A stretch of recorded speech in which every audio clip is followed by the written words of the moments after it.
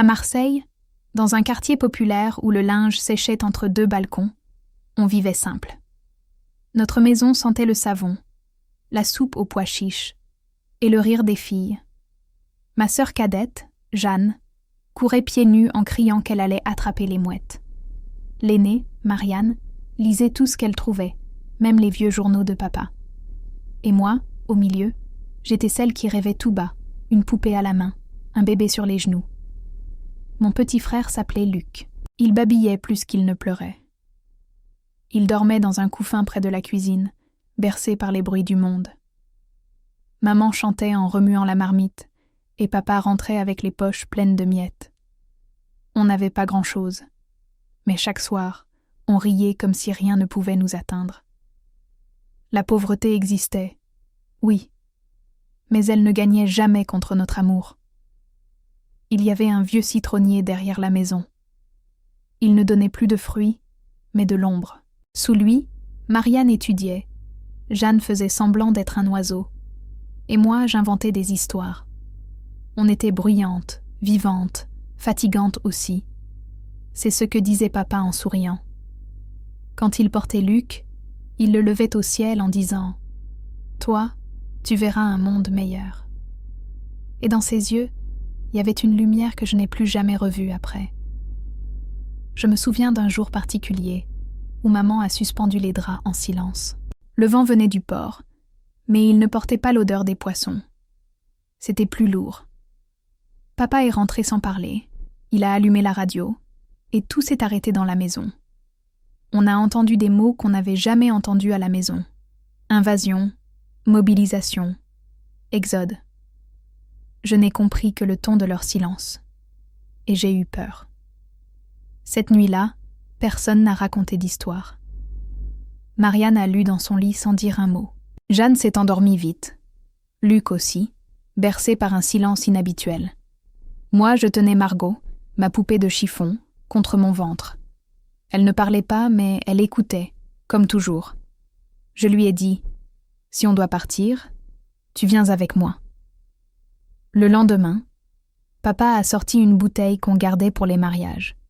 Il l'a ouverte sans joie, l'a posée entre lui et maman, et ils ont juste regardé. Pas de dispute, pas de larmes, juste un « on verra ». C'est là que j'ai su. Quelque chose était cassé, même si rien n'était encore tombé. Le monde n'avait pas encore explosé, mais notre rire, lui, commençait à se taire. Je n'avais que 6 ans. Et pourtant, je me rappelle chaque détail. Le motif des rideaux, la voix de maman qui priait sans bruit, la façon dont papa caressait la tête de Luc, comme pour lui dire adieu en avance. Et dans mon cœur d'enfant, une phrase s'est gravée. Avant les bombes, il y avait le rire et l'amour, comme un pain chaud sur la table. On disait « chut » plus souvent que « bonjour » ces jours-là. Même Jeanne, qui n'arrêtait jamais de parler, avait appris à baisser la voix. Il y avait des bruits étranges dans le quartier, des pas lourds, des cris au loin. Papa rentrait plus tard, maman priait plus fort, sans un mot, mais avec les yeux rouges. Moi, je regardais les ombres danser sur les murs, en silence. Je n'avais pas encore appris à lire, mais j'avais déjà appris à écouter. Pas les histoires. Non. Écouter les silences. Ceux qui veulent tout dire. J'écoutais le crissement du stylo de Marianne, les soupirs de maman, et surtout, les silences entre 2 phrases de papa, ceux qui faisaient peur. Il disait souvent « Ne pose pas de questions, ma petite. Il faut juste attendre. » Jeanne posait des questions. Moi non, j'avais peur des réponses. Une fois, j'ai demandé pourquoi on avait recouvert les fenêtres de papier noir. Papa a dit « Pour que les oiseaux ne se cognent pas. » Et il a souri. Mais je savais que ce n'était pas vrai. Même à 6 ans, on sent les mensonges doux. Je suis allée me cacher derrière le rideau. J'ai pleuré sans bruit.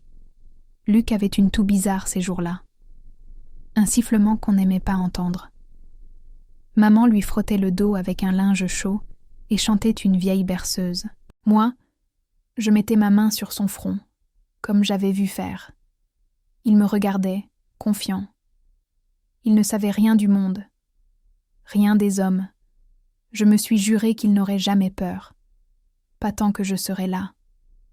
À l'école, la maîtresse parlait doucement, comme si sa voix pouvait casser.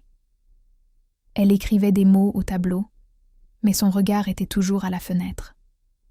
On faisait des dessins de colombes, de soleil, mais on savait que c'était faux. Je ne comprenais pas tout, mais je sentais que l'enfance avait changé de forme. On jouait moins, on chuchotait plus, et on n'osait plus rêver à haute voix. Le pire n'était pas le froid, ni la faim. C'était l'invisible. Les chuchotements d'adultes, les valises qui disparaissaient, les visages fermés. Je voulais demander pourquoi on ne rit plus comme avant, mais quelque chose en moi me disait « Ne dis rien, pas maintenant ». Alors j'ai appris à me taire, avant même de savoir lire. Un jour, j'ai pris un livre de Marianne et j'ai tenté de déchiffrer seule. Elle m'a surprise, m'a souri et m'a dit « Les mots sont des clés, mais faut savoir quand les tourner ». Je ne comprenais pas. Mais j'ai gardé cette phrase comme un trésor. Peut-être que plus tard, je comprendrai. Peut-être que les mots me protégeraient. Mais pour l'instant, je restais là, silencieuse, les yeux grands ouverts sur un monde qui se fermait. C'était une de ces après-midi où le ciel semble attendre quelque chose. On était dans la cour, Jeanne et moi, à chanter doucement, au clair de la lune. Marianne lisait près de la porte, en coinçant ses cheveux derrière l'oreille. Luc pleurnichait et maman le berçait lentement, de gauche à droite, sans un mot. Tout semblait tranquille. Mais le vent, lui, avait changé de goût. Puis, un hurlement. Long, froid, qui ne venait pas d'une bouche, mais du ciel. Jamais je n'avais entendu un son pareil. Ça faisait vibrer le ventre, les murs, le cœur. Maman a crié « Vite, à l'intérieur !» et ses yeux étaient pleins de panique. Jeanne a trébuché, j'ai voulu courir, mais mes jambes étaient lourdes. Marianne nous a toutes prises dans ses bras. Même elle tremblait. On s'est réfugiés sous la table, la nappe tombait comme une tente. Papa a fermé les volets d'un geste brusque. On n'entendait plus que nos respirations. Luc, collé contre maman, a commencé à pleurer. Un cri court, tranchant, terrifié. Je me suis recroquevillée contre Jeanne. J'ai murmuré à Margot. « Faut pas avoir peur. » Mais mes mains, elles, disaient le contraire. Il y eut un silence, puis un autre hurlement, plus proche, plus aigu. Quelqu'un dehors criait un prénom. Un volet claqua. Puis, plus rien. Dans ce vide, j'ai senti mon ventre se nouer. Je voulais que quelqu'un chante, que quelqu'un dise que tout allait bien. Mais personne ne parlait. Même les murs se taisaient. Quand tout s'est arrêté, le temps lui-même semblait éteint. On a attendu un long moment avant de sortir. Le ciel était pâle, presque malade. La rue avait changé. Des éclats de verre, une poussette renversée, des visages perdus. Maman nous a dit de ne pas regarder. Alors, j'ai regardé. Une femme assise au sol, tenant un petit bonnet contre son cœur.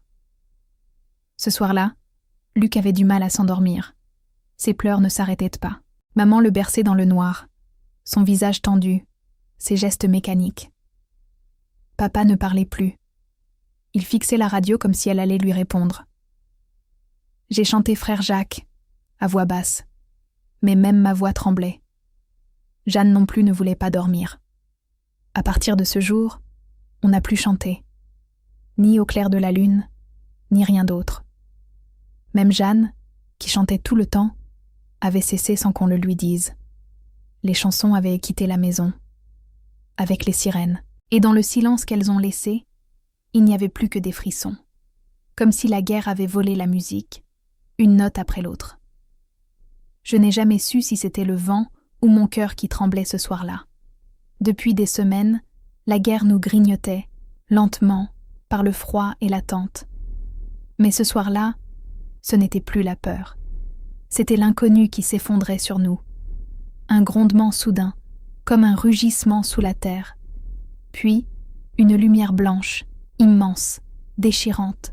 Je dormais avec Jeanne, collée contre elle, la joue contre le matelas rêche. Marianne lisait encore, et maman berçait Luc près de la cheminée. Papa était assis, silencieux, les coudes sur les genoux. Quand le bruit est venu, tout a vacillé. Les murs, le sol, le ciel.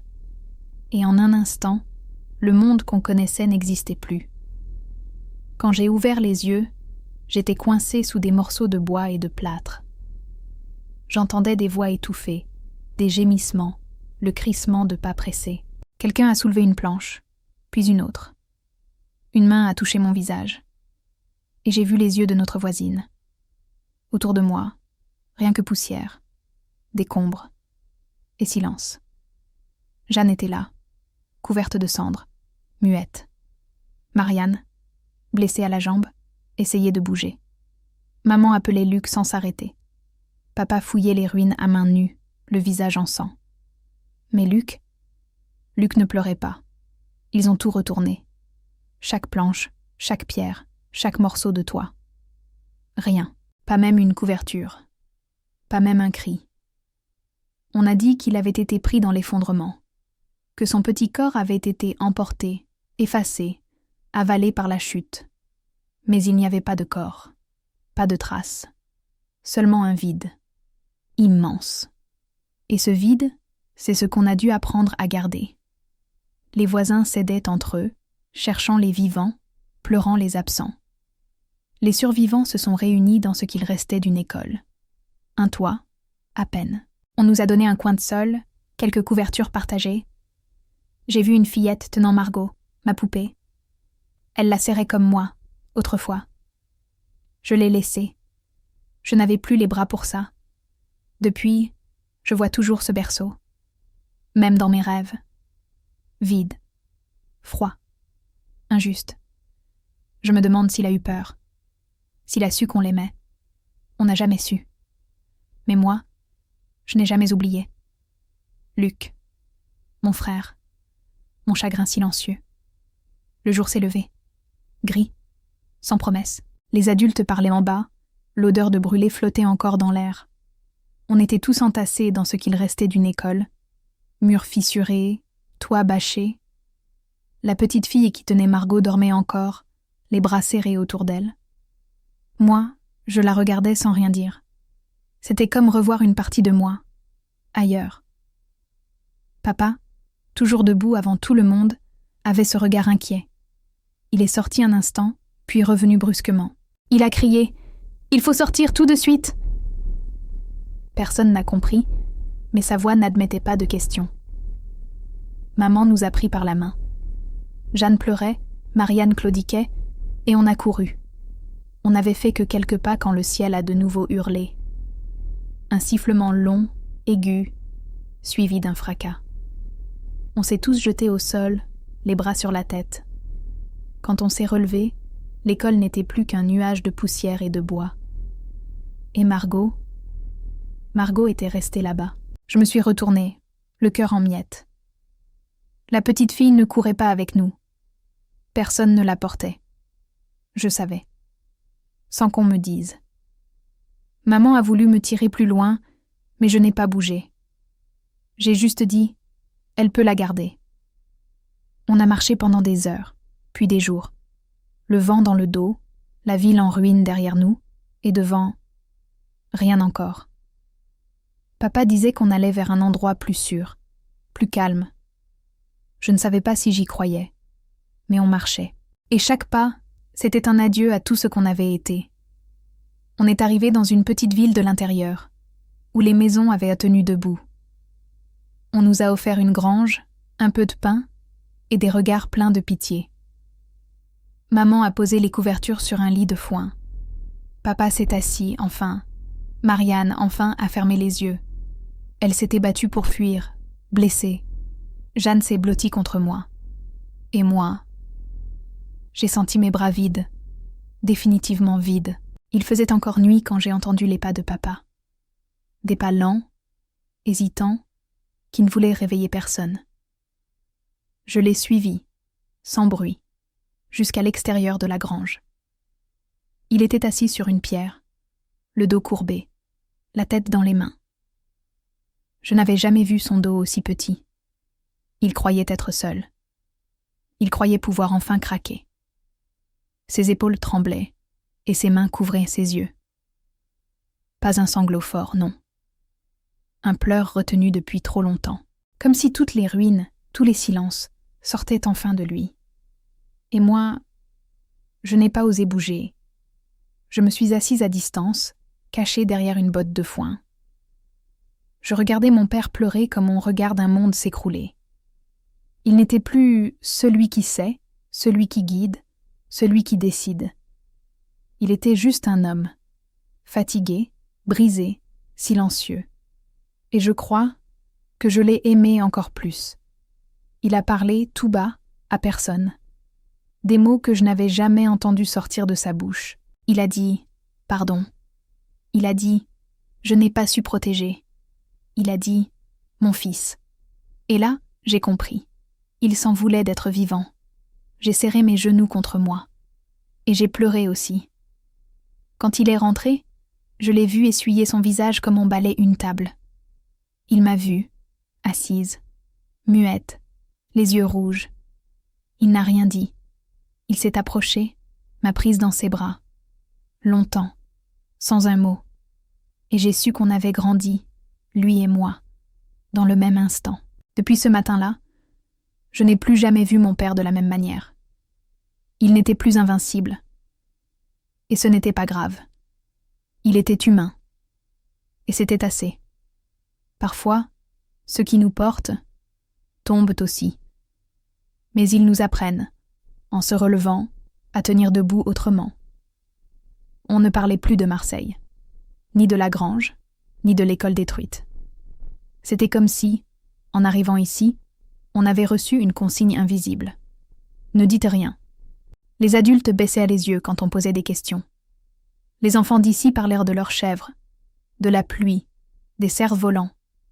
Moi, j'avais une autre histoire. Mais personne ne voulait l'entendre. Un jour, j'ai dit à une fille de mon âge, « Mon petit frère est resté sous la maison. » Elle a ri. Elle croyait que je jouais, que j'inventais. Alors j'ai souri aussi, comme si c'était une blague. Mais le soir, dans le noir, je n'ai pas dormi. Parce que Luc, lui, n'était pas une histoire. Jeanne posait parfois des questions, à voix basse. « Tu crois que Luc savait voler ? Tu crois que Margot est devenue poussière ?» Maman répondait « Il faut avancer. » Et papa regardait le sol, toujours. À l'école, je ne parlais presque pas. J'apprenais vite, j'écrivais bien. Mais mes mots restaient enfermés. Quand il fallait raconter un souvenir heureux, je disais « Je me souviens du citronnier ». C'était vrai. Mais ce n'était pas tout. Le reste, je le gardais pour Margot, même si elle n'était plus là. Les années sont passées comme une rivière trouble. On a grandi. On a appris à vivre normalement. Mais moi, je savais que quelque chose en moi avait été scellé, comme une pièce fermée à clé, dans une maison où tout le monde fait semblant. Et personne n'a jamais osé l'ouvrir. J'ai compris très tôt que les enfants comme moi n'intéressaient personne. Celles qui se taisent, celles qui pleurent en silence, celles qui se rappellent quand les autres veulent oublier. Alors j'ai fait comme les autres. J'ai gardé ma guerre à l'intérieur. Même quand le pain est revenu sur la table, je n'ai jamais pu manger comme avant. Je mâchais lentement, je gardais des miettes, au cas où. Jeanne me demandait « Pourquoi tu caches ton morceau sous la serviette ?» Je répondais « On ne sait jamais ». Mais ce « on ne sait jamais » était devenu une prison en moi. On ne manquait plus de nourriture. C'est vrai. Mais dans mon ventre, il y avait encore le vide des jours de guerre. Un bruit trop fort, une porte qui claque. Et mon estomac se nouait. Je regardais l'assiette et je pensais « Et si c'était la dernière ?» Je n'étais plus en 1943, mais mon cœur, lui, n'avait pas compris. Maman disait souvent « La guerre est finie, ma fille. » Mais je ne lui répondais rien, parce qu'en moi, elle vivait encore.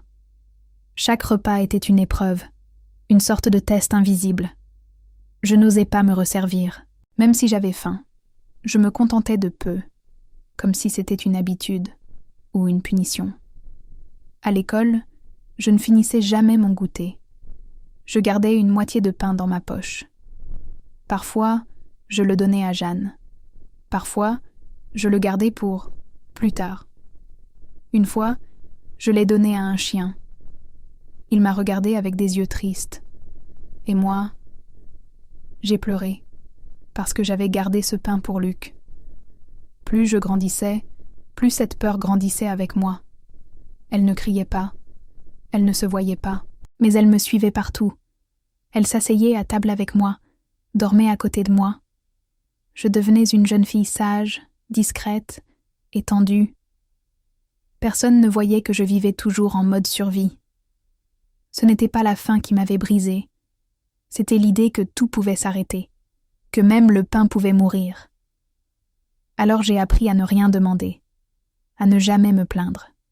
Je disais toujours « c'est bon, merci », mais ce que j'attendais au fond de moi, c'était qu'on me dise « tu peux manger sans peur ». Je ne sais pas à quel moment j'ai su que je voulais enseigner. Peut-être le jour où j'ai vu une petite écrire son prénom pour la première fois. Ou peut-être parce que moi, j'aurais aimé qu'on m'écoute quand j'étais enfant. Alors j'ai décidé que je serais celle qui écoute, celle qui apprend à lire en regardant les silences. Et un jour, j'ai eu ma première salle de classe. Ce n'était pas une grande école, non. Juste une pièce avec des bancs de bois et une ardoise usée. Mais pour moi, c'était un sanctuaire. Un lieu où les enfants pouvaient grandir sans peur, sans sirène, sans fuite. Je savais repérer les regards fuyants, les mains trop crispées, parce que j'avais eu les mêmes. Je leur disais « Ici, on ne vous presse pas. Ici, vous avez le droit d'avoir peur. » Et petit à petit, ils me faisaient confiance. Un sourire, un dessin glissé dans le cartable, une question chuchotée. Chaque geste d'eux était une victoire sur mes propres fantômes. Et chaque matin, je me disais « Luc aurait aimé ça. » C'est dans cette école que j'ai rencontré Antoine. Il réparait les fenêtres cassées, les portes qui grinçaient. Il ne parlait pas beaucoup, mais il m'écoutait. Vraiment. Il m'a dit un jour « T'as une lumière dans les yeux qu'aucune guerre n'a su éteindre. » Et j'ai su que c'était avec lui que je voulais construire autre chose. On s'est mariés un été sans sirène. Pas de robe blanche, juste des mains qui se serrent fort. On n'avait pas grand-chose. Mais on avait la paix. Et pour moi, c'était plus précieux que l'or. C'était la première fois que je n'avais pas peur d'aimer. J'ai continué à enseigner, enceinte de mon premier enfant. Je leur lisais des histoires, avec la main sur mon ventre. Je leur disais « Chaque mot que vous apprenez, c'est un pas de plus loin de la peur. » Et moi, j'apprenais à respirer autrement. Je n'étais plus seulement celle qui avait survécu. J'étais celle qui transmettait. Je n'ai pas eu une vie douce, mais j'ai voulu qu'elle le devienne pour ceux que j'aimais. Quand j'ai tenu mon fils dans mes bras pour la première fois, j'ai senti une promesse. Pas celle d'un avenir parfait, mais celle de recommencer autrement.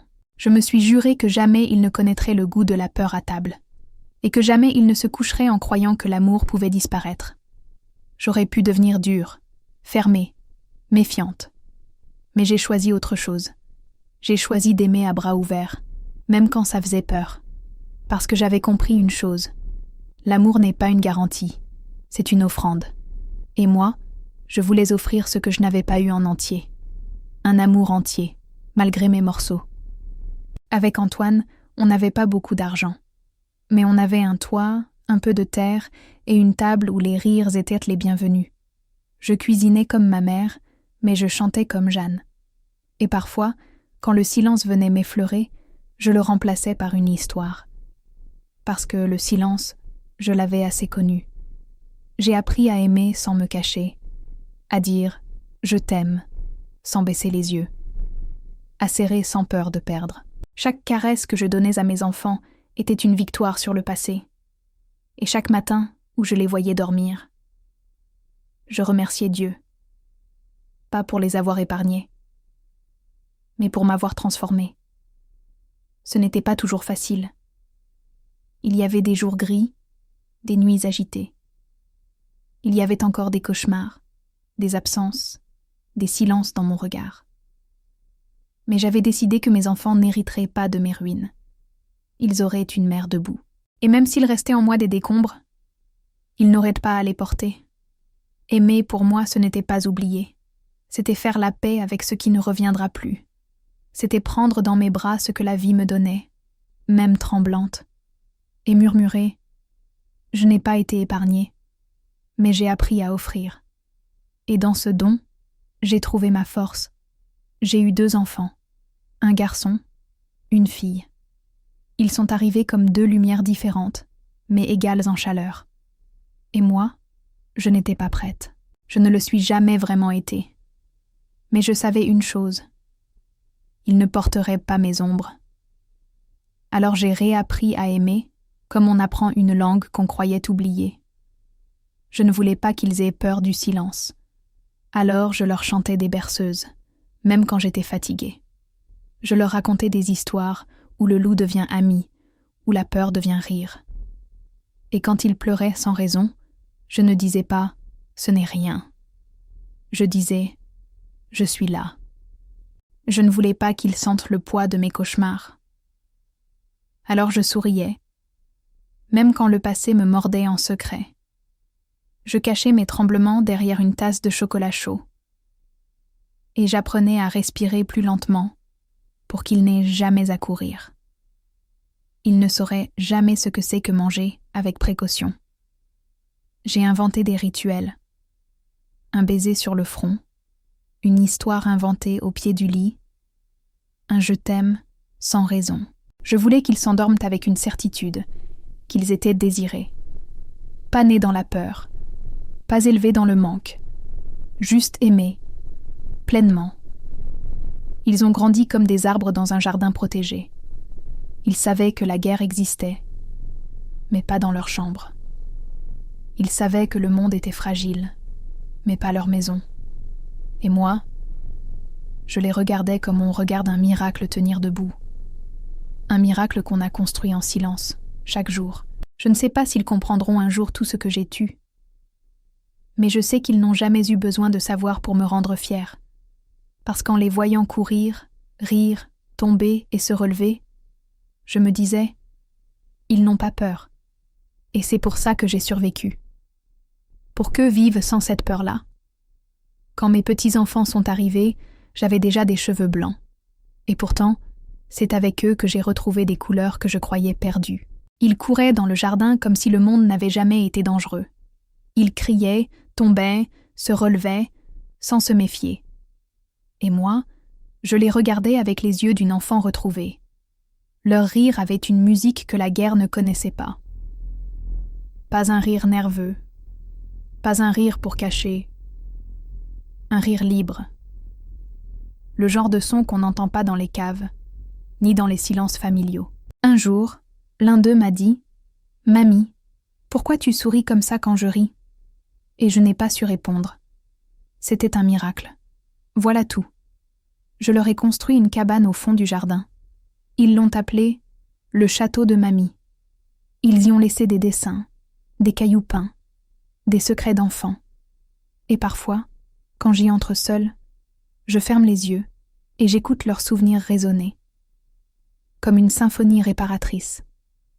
J'ai rejoué à des jeux oubliés, cache-cache, marelle, inventé des chansons bêtes. Mon corps était plus lent, mais mon cœur suivait sans peine. Et chaque fois qu'ils me tiraient par la main, je laissais mon passé s'éloigner un peu plus. Ils ne savaient pas qu'ils me guérissaient. Et c'était encore plus beau. Je leur ai raconté des histoires. Des vraies, des inventées. Mais jamais celles de 1943. Pas encore. Je voulais que leur enfance soit légère, même si la mienne ne l'a jamais été. Je leur ai donné mes bras, mes biscuits, mes mots doux. Et en retour, ils m'ont rendue entière. Ils sont devenus mes saisons. L'un me fait penser au printemps, l'autre à l'automne. Et tous ensemble, Ils forment un monde où je peux enfin respirer. Je n'ai pas oublié. Mais grâce à eux, je n'ai plus besoin d'avoir peur de me souvenir. Parce que leur rire est plus fort que toutes mes cicatrices. Parfois, je m'assois devant la télévision sans savoir pourquoi. Les images arrivent, des enfants sales de poussière, des mères fuyant sous les bombes, des maisons en feu. Et tout de suite, je ne suis plus ici. Je suis là-bas, en 1943. Je sens le sol vibrer. Je sens l'odeur. Je sens le silence avant le fracas. Et mes larmes tombent comme si le temps n'avait pas passé. Quelqu'un me touche doucement la main. Un de mes petits-enfants, ou peut-être mon fils. Il ne pose pas de questions. Il sait. Il voit bien que je ne regarde pas l'actualité. Je regarde un souvenir. Chaque visage me ramène à Luc. Chaque cri d'enfant me ramène à moi. Je voudrais éteindre, tourner la tête.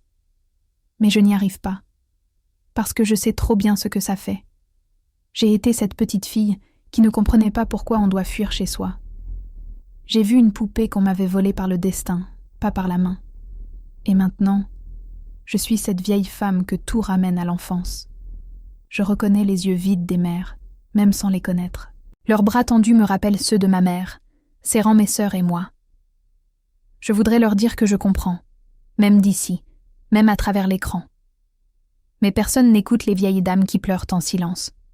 Alors je prie, discrètement, sans faire de bruit. Je ne dis rien quand les enfants sont là. Je sers un jus, je raconte une blague, je les pousse à jouer dehors. Mais quand la porte se referme doucement, je remets le son. Et j'écoute. Les noms, les lieux, les chiffres. Et dans chaque chiffre, je revois un frère qui n'a jamais grandi. Je ne sais pas si le monde a vraiment appris quelque chose. J'ai l'impression qu'on recommence, ailleurs, sous d'autres noms. Les bombes sont différentes, les visages changent, mais la peur est la même. Et moi, je reste là, vieille, lucide. Et parfois à nouveau, une enfant. Une enfant qui pleure sans faire de bruit, devant un écran. Je l'ai dit un jour sans y penser, devant une image de guerre, une ville inconnue, une mer que je ne connais pas. On n'a rien appris, on recommence ailleurs. Et mon petit-fils, assis à côté de moi, m'a regardé. Il a dit « Tu parles de ton enfance, mamie ?» Je n'ai pas répondu tout de suite, j'ai juste hoché la tête. Parce que oui, c'était ça. C'était toujours ça. Peu importe les pays, les uniformes, les noms des villes. La douleur a toujours les mêmes bras, la peur, les mêmes cris. Et moi, j'étais fatiguée de faire semblant que tout allait mieux. J'ai commencé à écrire dans un carnet bleu. Pas pour faire un livre, pas pour laisser une trace officielle. Juste pour poser les mots que je n'avais jamais dits à voix haute. Je parlais à Luc, à la petite fille que j'étais, à Dieu aussi, parce qu'il avait été mon seul témoin. J'y ai écrit, je n'ai jamais oublié, mais j'ai choisi de ne pas transmettre. J'ai noté les souvenirs flous, les odeurs précises, les silences les plus lourds, et aussi les mains tendues, les rires retrouvés, les jours de lumière. Ce n'était pas un journal de guerre, c'était un carnet de vie, de survie, peut-être, mais de vie quand même. Je l'ai rangé dans ma table de nuit, sous les photos. Je ne sais pas qui le lira un jour. Peut-être personne, peut-être mes petites filles, mais moi, je sais que ces pages m'ont aidé à respirer autrement. Chaque mot écrit était une pierre en moins sur mon cœur, et une lumière de plus pour l'avenir. J'ai compris que je ne pouvais pas changer le monde, mais je pouvais au moins raconter, témoigner, exister dans le silence. Et ce murmure, on recommence ailleurs. C'est peut-être un avertissement, ou une prière, ou simplement le début d'une vérité qui ne veut plus dormir. J'écris à ceux qui n'étaient pas là quand tout s'est effondré, à ceux qui naîtront quand je ne serai plus. Je ne leur laisse pas un testament. Pas de recettes de famille, ni de secrets de couture. Je leur laisse des mots, des vrais, parce que je crois que les mots peuvent empêcher certains silences. Je leur parle de ce que j'ai vu, pas les détails, pas la peur brute. Je leur parle de ce que ça fait de se taire trop longtemps, de ce que ça fait de vivre sans jamais s'autoriser à respirer à fond. Je leur dis qu'on peut survivre, oui, mais qu'on mérite plus que ça, qu'on mérite de vivre sans attendre la prochaine sirène. Je leur dis qu'ils ne me doivent rien, qu'ils ont le droit d'être légers, d'être heureux, d'ignorer mes blessures. Mais que s'ils tombent un jour, ils doivent se souvenir. Quelqu'un, quelque part, s'est relevé avant eux, et leur a laissé un mot pour ça. J'écris avec une écriture un peu tremblante, mais sincère. Il y a des ratures, des pages froissées, des larmes séchées. Mais il y a aussi des rires notés en marge, des recettes griffonnées et des « je t'aime » adressés à des prénoms que je ne connais pas encore.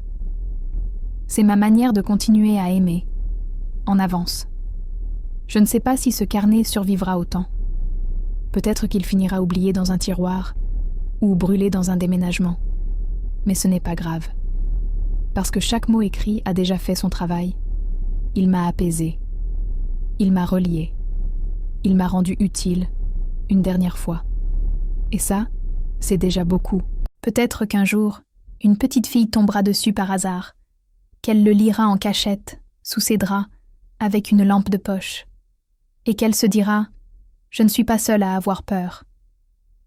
Alors j'écris pour elle, et pour tous ceux que je ne verrai jamais, mais que j'aime déjà. Je n'ai jamais voulu écrire pour régler des comptes, ni pour dire « Regardez ce qu'on m'a fait ». J'ai écrit parce que j'en avais besoin, parce qu'à force de me taire, j'avais peur d'exploser. Mais chaque mot qui sortait n'était pas une plainte, c'était une offrande. Un peu de moi, posé là, sans attendre rien en retour. J'aurais pu crier ma colère. Elle était là, parfois, quand je pensais à ce qu'on avait volé à mon enfance, quand je revoyais le berceau vide ou le visage de maman qui n'a plus jamais chanté. Mais même là, quelque chose en moi refusait de haïr, comme si Dieu m'avait gardé pour autre chose. Alors j'ai décidé que ce serait l'amour. Pas l'amour parfait, de conte de fées, mais un amour tenace. Un amour qui répare, qui écoute, qui enveloppe. Un amour qui n'a pas peur des silences ni des cicatrices. Un amour qui dit « Tu n'es pas seul ». Chaque lettre dans mon carnet est un acte de paix. Elles ne réclament rien. Elles tendent la main. Elles disent « Moi aussi j'ai eu peur. Mais regarde, je suis là. » Et parfois, je me dis que c'est ça, ma façon de combattre le mal. Pas par les armes, par l'écoute. Je ne changerai pas l'histoire. Je le sais, mais si une seule personne lit un jour ces lignes et se sent moins seule, alors ce sera ma petite victoire, mon soulagement, ma manière à moi de dire « On peut survivre à l'oubli et même à la guerre. Et surtout, on peut continuer à aimer. » C'est ça, ma révolution douce. Pas un cri, pas un poing levé. Juste une vieille femme qui écrit, qui croit encore que le cœur peut guérir ce que le monde a brisé, et qui murmure, entre deux pages, « Je t'aime », même si je ne te connais pas, parce que parfois, c'est suffisant. Il y a une douceur particulière à devenir arrière-grand-mère. C'est comme si le temps lui-même venait s'excuser de m'avoir tant bousculée. Quand je berce ce petit corps tout neuf, je sens mes mains vieilles devenir promesses, et je murmure des mots qu'on ne m'a jamais dit. Tu es en sécurité. Tu es aimé depuis longtemps, même avant d'être né. Je regarde leurs joues roses, leurs mains qui s'ouvrent comme des fleurs. Ils ne savent rien du passé, et c'est tant mieux. Leur seule guerre, c'est celle contre le sommeil quand ils veulent jouer encore un peu. Et moi, je les regarde comme on regarde une terre qu'on croyait stérile. Fleurir. Chaque rire est un printemps qui recommence. Je pense aussi à ceux que je ne verrai pas. Les enfants de mes petits-enfants, et ceux d'après. Peut-être qu'ils naîtront dans un monde plus calme, ou pas. Mais je veux qu'ils sachent, quelque part, qu'une vieille femme les a attendus avec amour, et qu'elle leur a laissé un héritage invisible, la paix dans le cœur. Je ne laisse pas de richesse, pas de maison avec vue. Je laisse des histoires, des gestes simples, des silences pleins de sens. Je laisse une prière glisser entre les pages d'un carnet et un parfum de gâteau au citron dans une boîte en fer, et j'espère que ça suffira à les accompagner. Parfois, je ferme les yeux et j'imagine une toute petite fille, bien après moi, qui lira un mot ou mangera un biscuit et se sentira entourée. Je veux que mon amour voyage plus loin que ma vie, qu'il se glisse dans les gestes tendres d'une autre génération, comme une berceuse qui ne s'éteint jamais. On ne choisit pas le monde où l'on est, mais on peut choisir ce qu'on transmet. Et moi, j'ai choisi de transmettre autre chose que la peur. J'ai choisi les bras ouverts, les genoux pour consoler, les silences doux. Et dans chaque battement de mon cœur vieux, il y a encore une promesse. Vieillir, ce n'est pas seulement accumuler des années. C'est regarder derrière soi sans trembler. C'est pouvoir dire « j'ai fait ce que j'ai pu » et parfois, c'était assez. Je ne suis pas une femme sans cicatrices, mais je suis debout, et chaque ride sur mon visage porte le nom d'un choix. Pendant longtemps, j'ai cru que la paix viendrait de l'extérieur. D'un monde plus calme, de jours sans bruit, de souvenirs estompés. Mais ce n'est pas ça. La paix. Pas pour moi. La paix est venue quand j'ai choisi de ne pas contaminer mes enfants. Quand j'ai préféré le chant au silence. La tendresse à la peur. Il y a eu des jours où j'ai douté, où je me suis demandé si tout cet amour offert ne serait pas inutile. Mais chaque rire, chaque bras autour de mon cou m'a donné la réponse. Ce que j'ai semé, j'ai fini par le voir pousser. Même dans un monde qui vacille. Vieillir en paix, c'est ne plus chercher à tout réparer. C'est savoir qu'on a fait sa part, même petite. C'est regarder ses petits-enfants et se dire « je leur ai donné autre chose ». Pas des certitudes, mais une base douce. Un souvenir de douceur au creux du cœur. Je sais que je ne verrai pas tout, mais j'ai vu assez pour croire encore. Assez de lumière pour contrer l'ombre. Assez d'amour pour traverser l'oubli. Et assez de foi pour déposer enfin le fardeau. Si un jour, on me demande ce que j'ai transmis, je dirai « pas des biens, mais une façon d'aimer. Pas des réponses, mais une écoute. Pas la peur, mais une voix douce qui dit « tu peux vivre autrement ». Et si c'est ça, vieillir en paix, alors oui, j'y suis arrivée.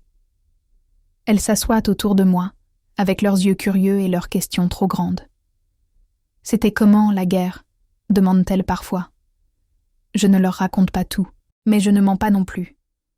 Je leur dis que le silence n'est pas toujours une protection, que parfois, c'est le silence qui permet au pire d'arriver. Je leur parle doucement, mais avec des mots solides. Je leur dis qu'on a le droit de dire non, même quand tout le monde dit oui. Qu'on a le devoir d'aimer fort, mais aussi de se tenir debout. Je veux qu'elles sachent que leur voix peut changer des choses. Même si elle tremble, même si elle est seule au début.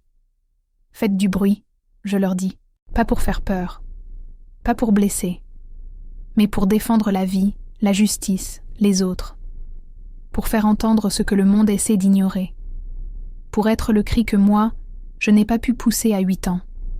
Je les regarde, si pleines d'élan, de rêves, de promesses, et je me dis que le monde a encore une chance, parce qu'elle ne baisse pas les yeux, parce qu'elle pose des questions que je n'ai jamais osé poser, et parce qu'elle m'écoute. Vraiment. Je leur tends des histoires comme on tend une torche. Pas pour qu'elles portent mon passé, mais pour qu'elles éclairent le leur. Je leur dis, vous avez le droit de vivre libre, de vivre fort, de vivre doux. Et aussi, protégez les autres comme vous protégeriez une poupée. Parce que chaque vie mérite d'être serrée contre soi. Elles rient, elles débattent, elles osent. Et moi, je souris en silence. Je ne les élève pas dans la peur, je les élève dans la conscience. Et si un jour, elles font du bruit pour défendre la vie, alors, même absente, je serai fière. Je n'ai pas tout raconté. Je ne l'ai jamais fait. Il y a des mots qui sont restés coincés dans ma gorge pendant des décennies. Pas par honte, pas par oubli, juste parce que le silence était ma manière de survivre. Mais maintenant, je vois dans les yeux de mes petites filles qu'elles savent. Même sans que je parle, elles sentent. Elles sentent que ma tendresse est née d'une absence, que mes bras ouverts sont un remède à un vide ancien, et que chaque gâteau, chaque chanson, chaque histoire partagée est une manière douce de dire « Je suis là et je vous aime », même si je ne raconte pas tout. Un jour, l'une d'elles m'a demandé « Tu as peur de mourir, mamie ?» Et j'ai répondu sans réfléchir « Non, j'ai eu peur de ne pas avoir assez aimé. » Elles m'ont regardée comme si je venais de dire la seule chose importante, et j'ai compris que tout ce que je n'avais pas dit, elles l'avaient entendu autrement, dans les silences, dans les gestes, dans les regards. Vieillir, c'est accepter que la mémoire prenne d'autres formes, que ce qu'on n'écrit pas peut tout de même rester, que les non-dits deviennent parfois les racines les plus profondes, et que l'amour, même murmurant, fait un bruit que le cœur n'oublie jamais. C'est ça que je leur laisse. Je sais qu'elles grandiront avec leur propre douleur. Le monde ne s'arrêtera pas de tourner, ni de trembler. Mais elles auront, en elles, une vieille voix discrète qui leur dira, quand tout vacille, tu peux aimer, même ici. Et ça, c'est peut-être ma plus grande victoire. Ce que je n'ai jamais dit devient ce qu'elles n'oublieront jamais. Et ça me suffit. Je n'ai pas crié mon histoire. Je l'ai murmurée à ceux qui savent écouter. Et si mes mots trouvent un écho dans un cœur, alors ils auront vécu. Aujourd'hui encore, des enfants fuient sous les bombes. Et moi, je prie pour qu'un jour, ces mots d'amour murmurés en silence puissent les réconforter, où qu'ils soient. Alors je peux mourir en paix. Et vous? Quand les nouvelles du monde vous troublent, à quoi pensez-vous? Laissez un mot pour cette grand-mère, ou pour celles qui lui ressemblent aujourd'hui, ailleurs.